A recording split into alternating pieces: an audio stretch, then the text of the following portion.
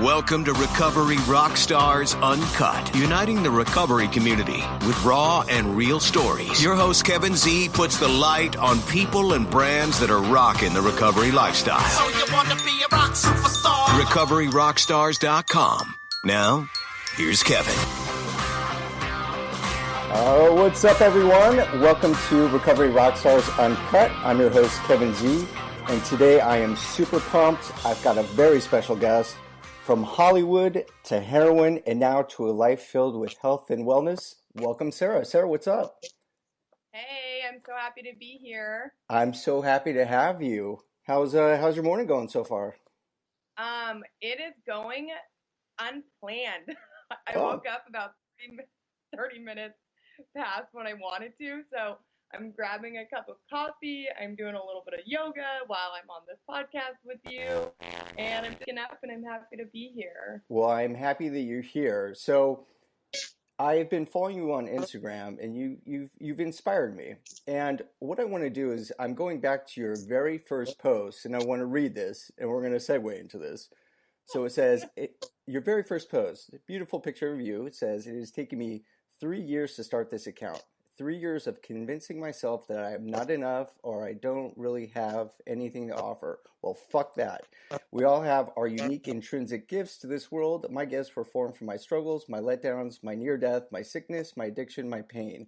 I am a survivor on a mission to help empower others to thrive in their life. I plan on using this account for that mission and that mission alone. I love that. Thanks. Yeah, it took me 3 years. 3 years of sitting on Survive to Thrive, website domains, Instagram, YouTube channels, 3 years. That's incredible. So what is it? What finally tipped you over the edge? What was that breaking point where you said, all right, I'm ready to share my story?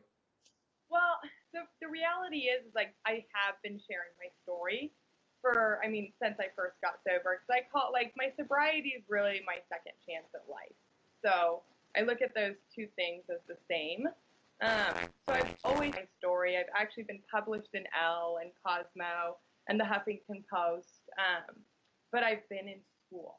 So I have been, I got a little obsessed with school. So I really was so focused on, finishing my education that I didn't really have the time to devote into this. And I just kept thinking, social media, it's like a pit of, self-judgment, I think, especially for women. Yeah.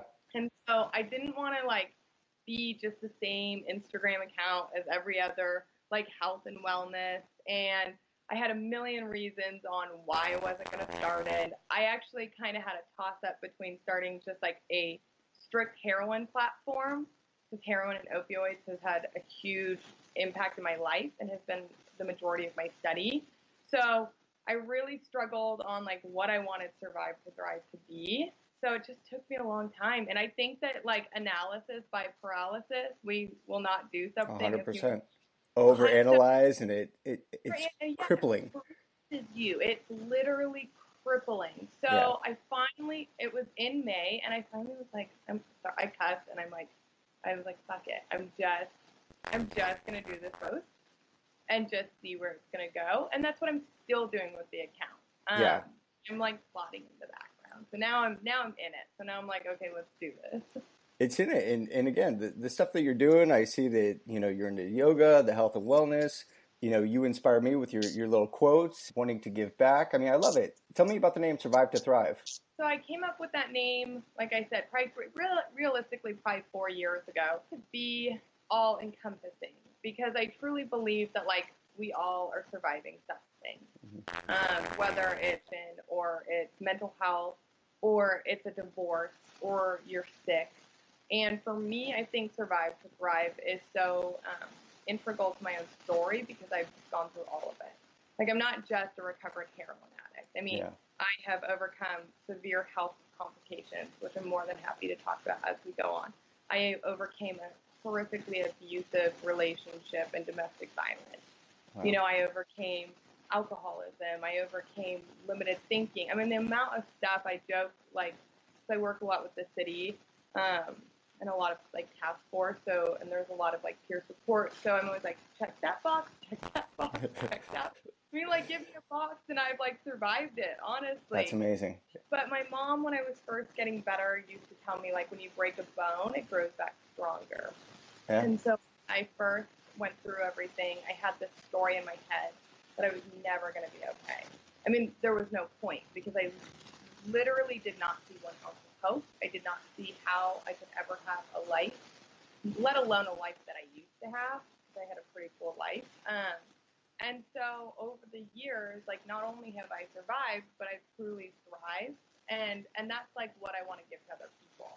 I love it. So I just have like a heavy emphasis on addiction, but it's all of it. It's like it's human. It's hard. Absolutely. So I actually want to get into your story. So where'd you grow up? Where were you born and raised? So I was born and raised in Santa Fe, New Mexico. Okay.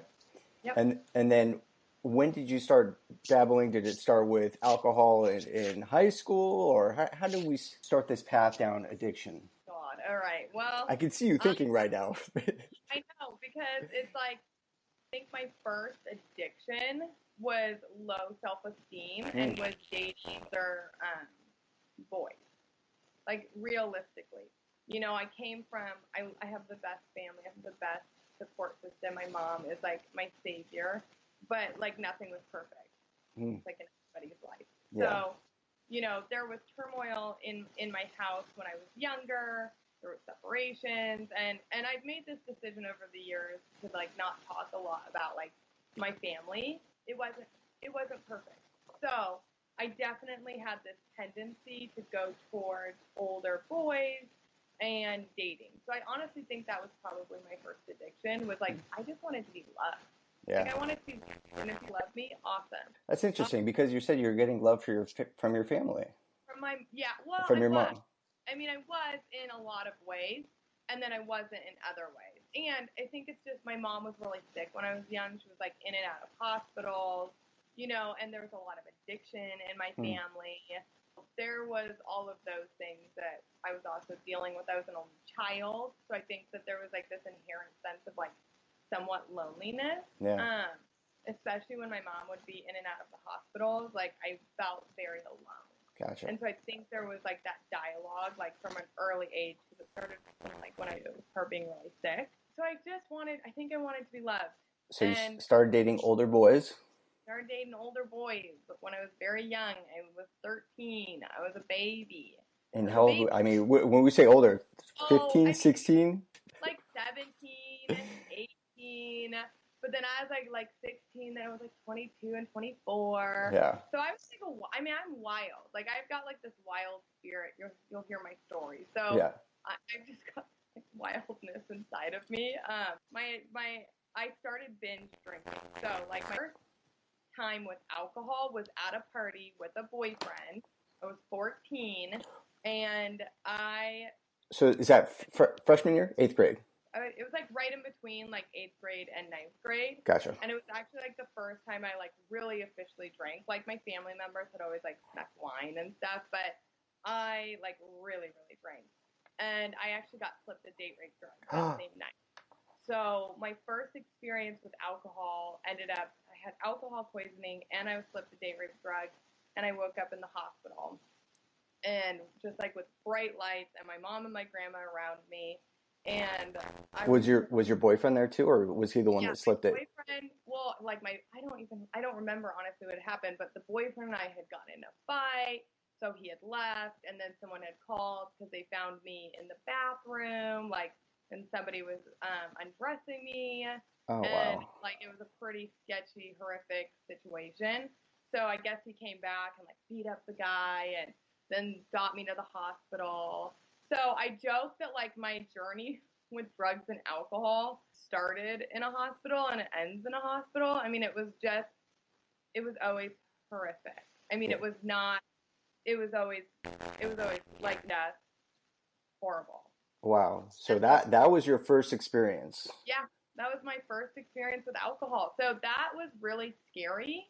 Being young, I actually kind of stayed away from the party scene after that for a while. So I was scared. But every time I would drink, it was like I didn't have any. Yeah, it was always, I mean, honestly, anything I do is excessive. There's that intrinsic, like I said, like wildness or addiction, something in my brain is like a little bit different.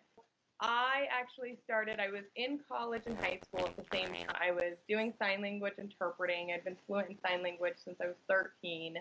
And at around 15, a boy named Max came into my life. And Max was he was a bad boy.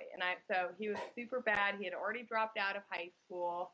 And I put bad boy in quotes now because it was like, I've studied so much about addiction and trauma that like I don't think anybody is born bad, and when you're young, like you're so molded by the environment around you. So it's like, why are these kids dropping school?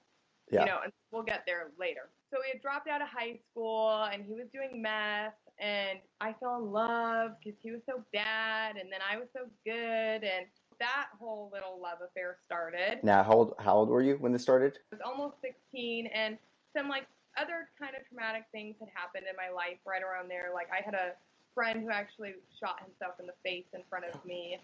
So he blew his head off, and I was the one who found him.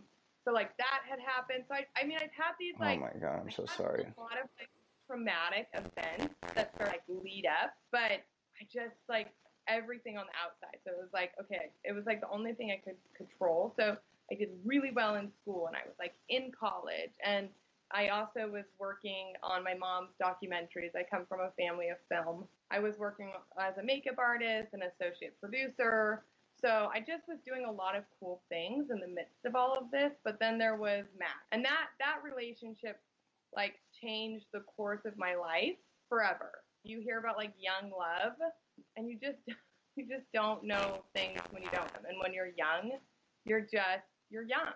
So Max, the bad boy, Yep. is doing drugs. You fell in love, head over heels. Those Yep. damn bad boys will get you every time, Sarah. It's the same story, though. You know what I mean? It's the same, and I know that there's going to be women and girls listening, so it's like the same story as like everybody else's. A lot of women's stories. But basically, Max is there. I'm doing pretty well. I actually graduate high school early. I'm not doing drugs. Like, I'm pretty good because I'm like confident in his drug use at that time. You know, so he was always in jail and on the run. So that kept my mind captivated. Yeah. I was fine. I was busy like being codependent with him. But then my life changed when I was 18. And I actually got hired. So I had started working for some pretty well-known photographers and on some really cool documentaries. And then at 18, I got hired to work on No Country for Old Men. I saw that picture with Javier. Yep, with Javier and the Coen brothers. So that's awesome. And then I was actually hired by Brad Pitt's makeup artist, Gene Black. So I got to work with him. And that was incredible. And so I had actually gone engaged to Max right before that, young and in love. I started working on No Country for Old Men and was gone because I don't know if you're familiar with film, but like it's your life. Yeah. You know, it's like your little nucleus family, and for 3 months, 2-3 months, like you're there 16, 18 hours a day. And this person I was with like could not cope or handle that I actually was like going to do something with my life that didn't have anything to do with him. So as I'm working on this project, he is like self-sabotaging me. And there was like a lot of a group activity of some pretty bad things in Santa Fe that started to happen. And he was involved. And so he ended up getting in trouble and like cutting off his ankle bracelet and going on the run. Wow. And that was while I was working on the film. So we kind of ended our relationship, and then I was brought out to Los Angeles. And then a couple months after that, he was actually sent to prison. So he'd never gone to prison at that point. Mm-hmm. He was just been in and out of jail. So I'm like off in LA and in Hollywood. This person's in prison.